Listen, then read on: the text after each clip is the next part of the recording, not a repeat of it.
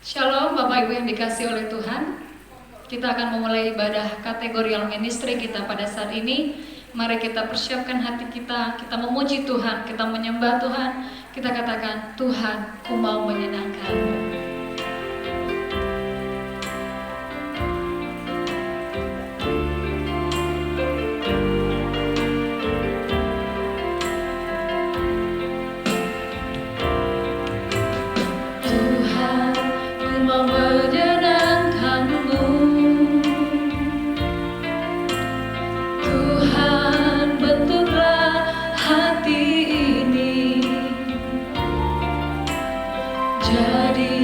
Berjana untuk hormat-Mu,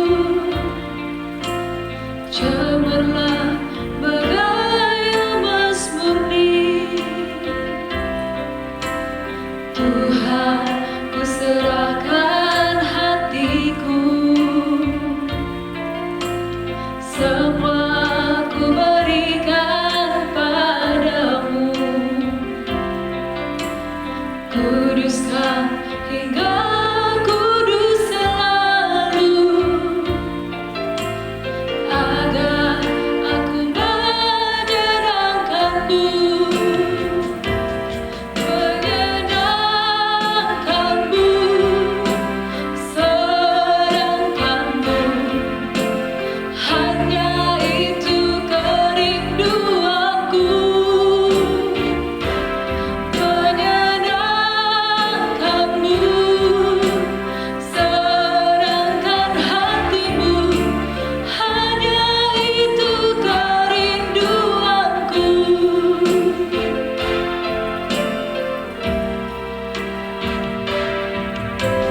Tuhan, ku mau menyenangkan-Mu. Tuhan, bentuklah hati ini jadi berjana untuk hormat-Mu, cemerlang bagai emas murni. Tuhan, ku serahkan hatiku, semua ku berikan padamu. Kuduskan hingga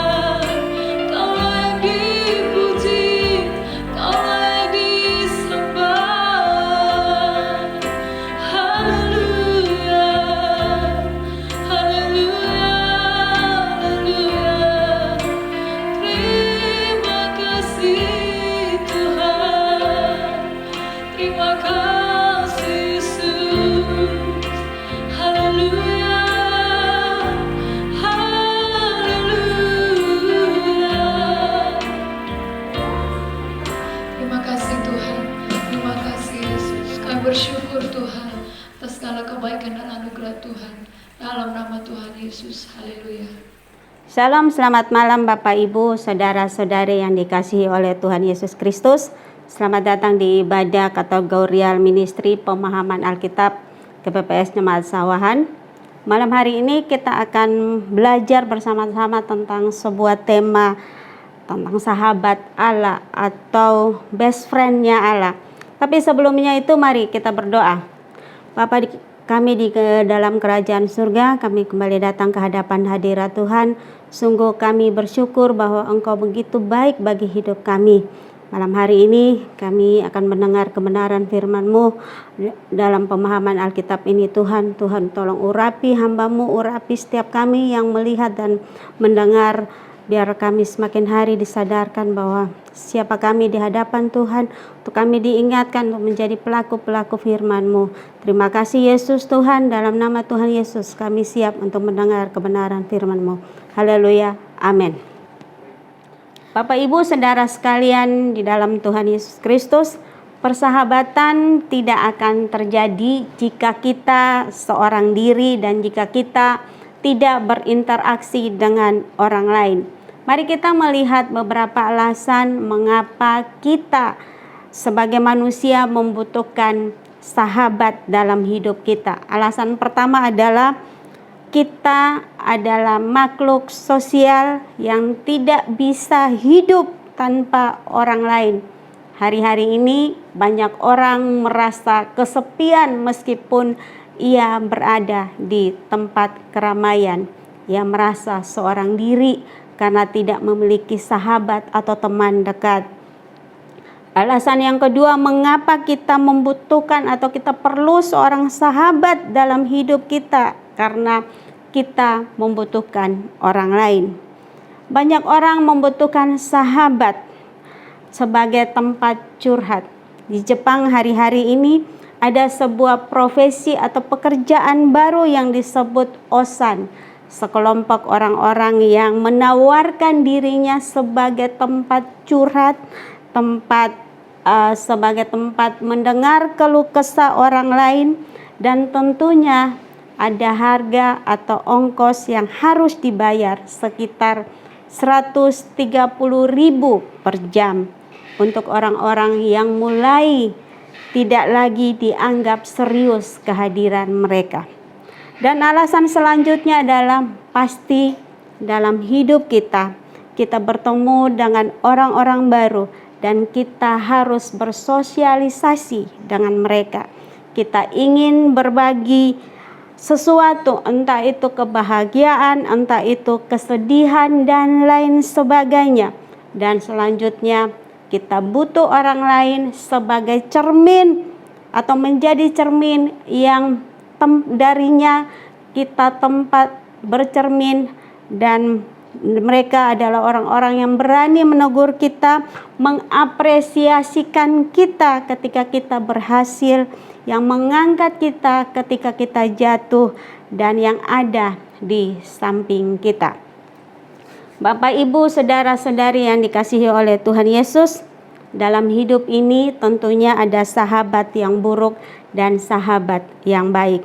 Sahabat yang buruk, mereka adalah orang-orang yang menjauhkan kita dari Tuhan, mencelakakan kita, mengecewakan kita, mencari untung atau pamrih dari kita. namun ada sahabat yang baik atau disebut sahabat sejati. Seperti arti dari kata sahabat. Sahabat adalah orang yang dekat dengan kita karena kasih, rasa hormat, saling menghargai, percaya, teman yang mengoreksi, menegur, orang kepercayaan, dan mereka yang ada di saat kita senang, kita susah, dan dengannya kita bisa menceritakan apa saja dan tidak ada rahasia. Mereka adalah orang-orang yang bisa diandalkan dan bisa dipercaya. Baik Bapak Ibu, saudara-saudari sekalian, apa yang kita rasakan apabila Bapak Ibu sekalian disebut sebagai sahabat-sahabat Presiden, dan Presiden mengakui Bapak Ibu saudara sekalian sebagai sahabatnya. Pasti bangga bukan? Itu manusia. Bagaimana jika Allah menyebut kita adalah sahabat-sahabatnya? Pasti kita sangat amat bangga. Sebab siapakah kita sehingga raja di atas segala raja, penguasa, pemilik dan pencipta seluruh jagat raya ini mengatakan dengan lantang bahwa kamu adalah sahabat-sahabatku. Mari kita lihat apa yang Alkitab katakan tentang sahabat.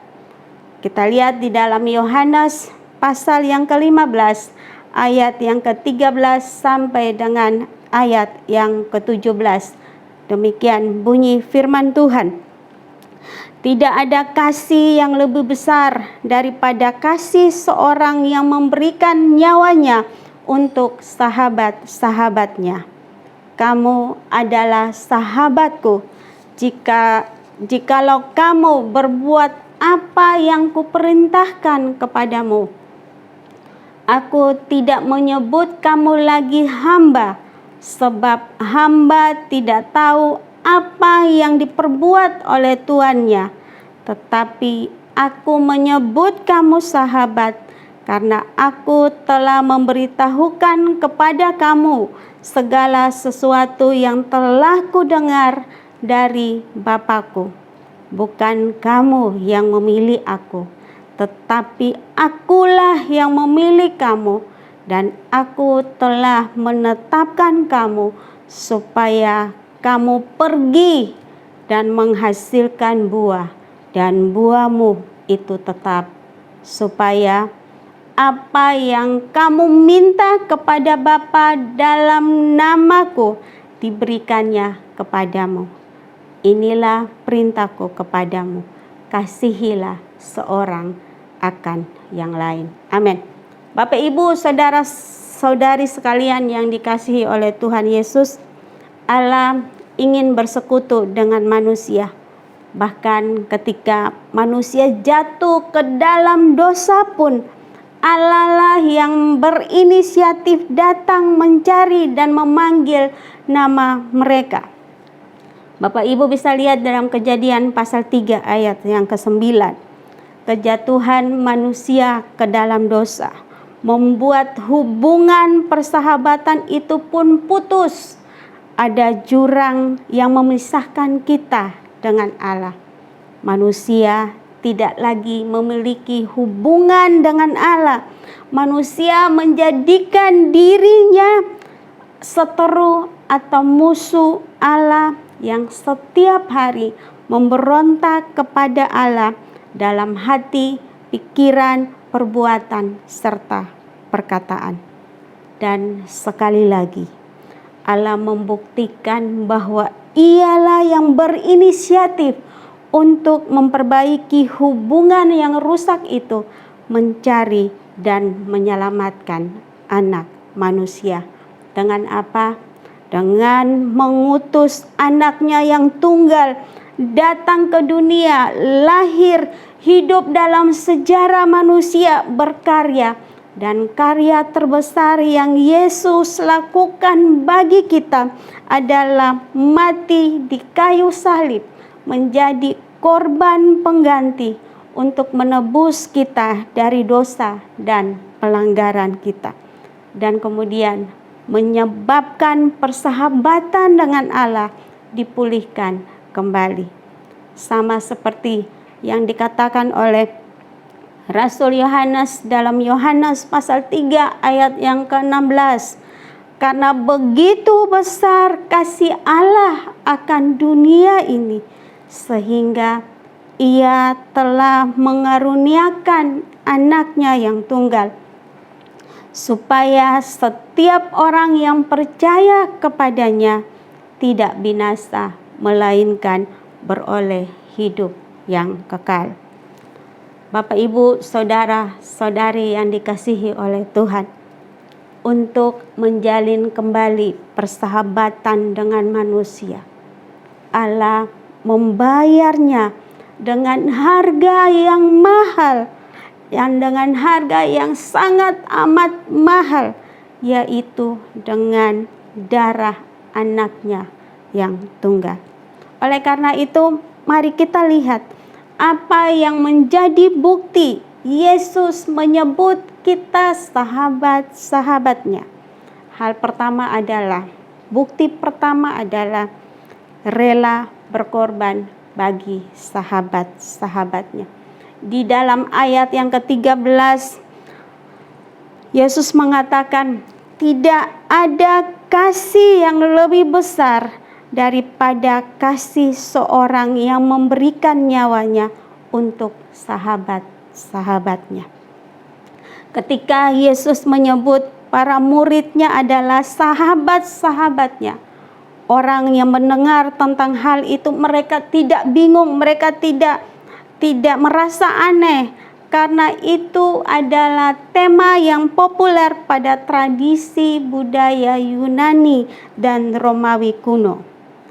Persahabatan adalah sesuatu yang mulia, terhormat, dan baik. Sahabat yang baik itu seperti apa?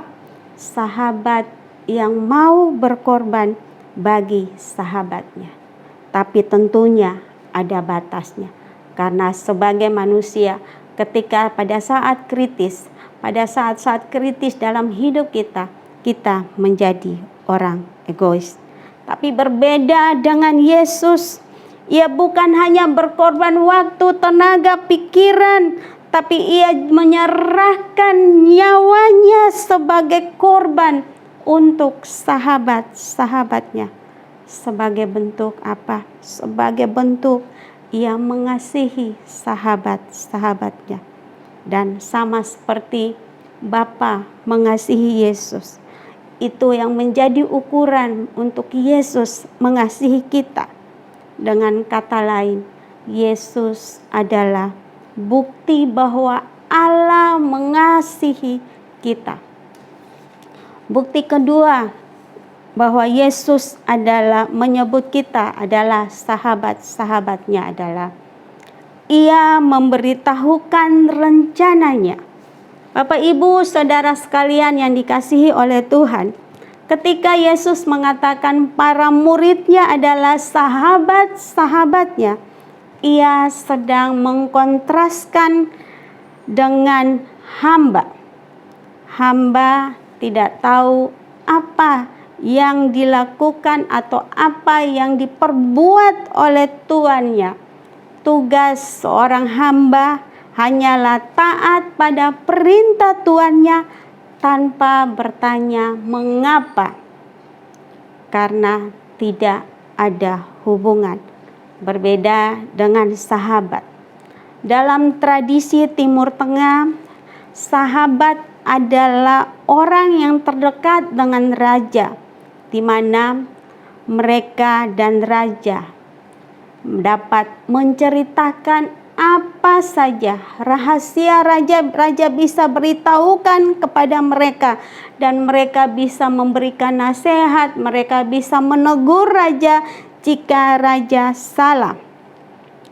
Para sahabat ini menerima perbincangan, curahan hati, Dan kenapa raja bisa mempercayai mereka melebihi para bangsawan lainnya?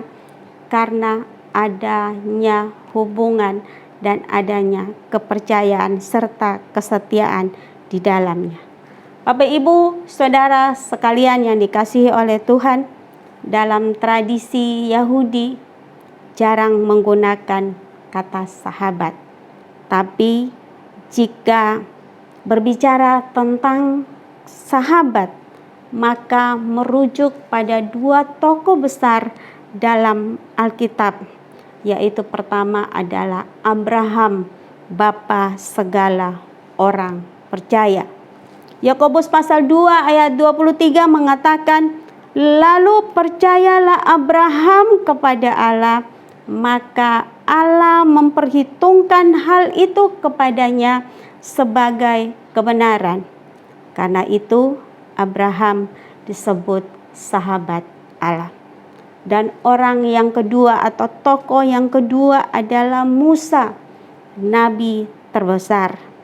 Keluaran pasal 33 ayat yang ke-11 mengatakan kepada kita bahwa dan Tuhan berbicara kepada Musa dengan berhadapan muka seperti berbicara kepada temannya.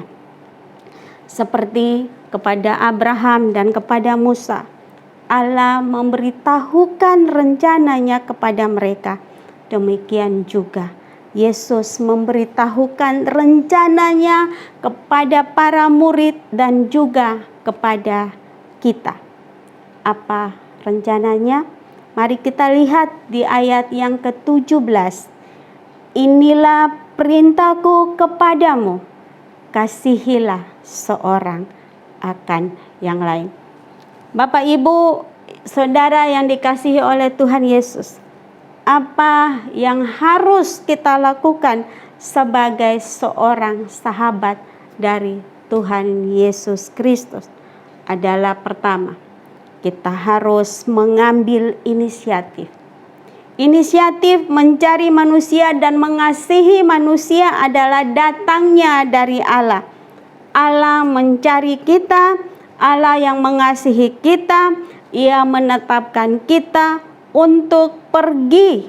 Seperti yang dikatakan di dalam ayat yang ke-16. Bukan kamu yang memilih aku, tetapi akulah yang memilih kamu. Dan aku telah menetapkan kamu supaya kamu pergi dan menghasilkan buah, dan buahmu itu tetap, supaya apa yang kamu minta kepada Bapa dalam namaku diberikannya kepadamu. Hal yang kedua, apa yang harus kita lakukan sebagai seorang sahabatnya Tuhan Yesus adalah kita disuruh pergi untuk mengasihi sesama kita. Karena apa? Perintah ini sebenarnya tidak sulit. Karena kita sudah punya pengalaman dikasihi oleh Tuhan Yesus. Hanya orang-orang yang punya pengalaman dikasihi oleh Tuhan Yesus baru bisa mengasihi dengan tulus ikhlas. Sebagai sahabat, kita sudah dikasihi oleh Tuhan Yesus sedemikian rupa. Kita tinggal di dalam kasih-Nya dan Ia mau kita pergi untuk menjangkau orang-orang yang belum kenal Tuhan.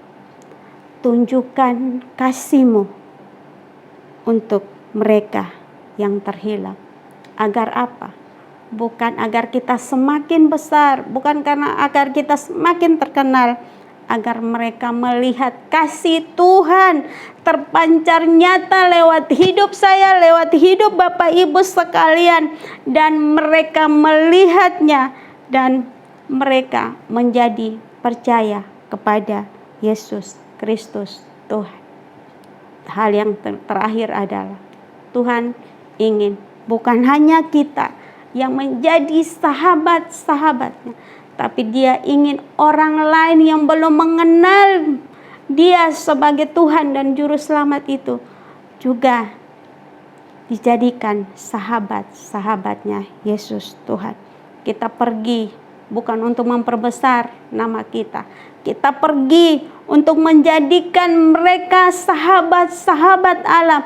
Kita pergi untuk memberitakan kabar baik, kabar keselamatan, bahwa ada seorang pribadi yang bisa menjadi sahabatmu dalam segala keadaan. Dia adalah sahabat yang setia, yang tidak pernah meninggalkan engkau.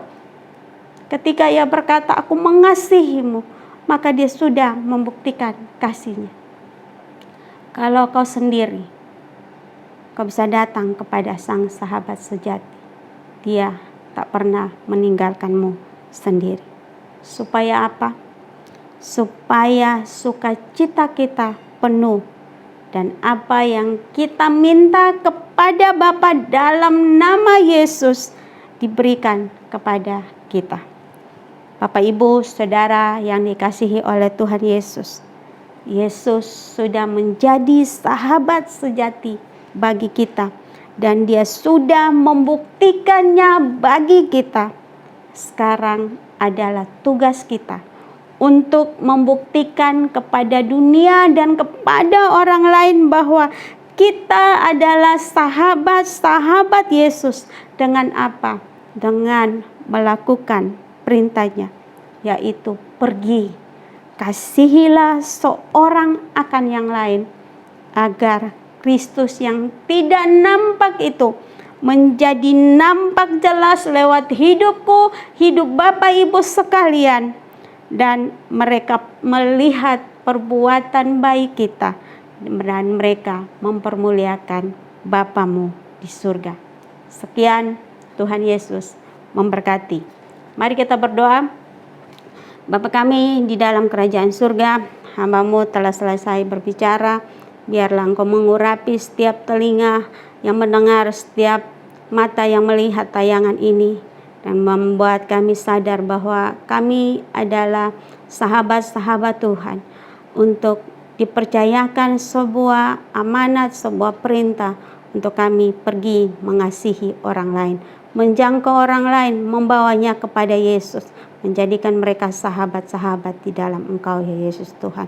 Terima kasih Engkau mengurapi setiap anak-anak-Mu, setiap jemaat-Mu yang sudah mendengar kebenaran firman Tuhan ini. Tanamkan dalam hati kami, biar bertumbuh dan bertumbuh semakin besar, menghasilkan buah, dan buah semakin lebat, tetap, dan bisa dinikmati oleh banyak orang, dan mereka mempermuliakan Bapa di surga.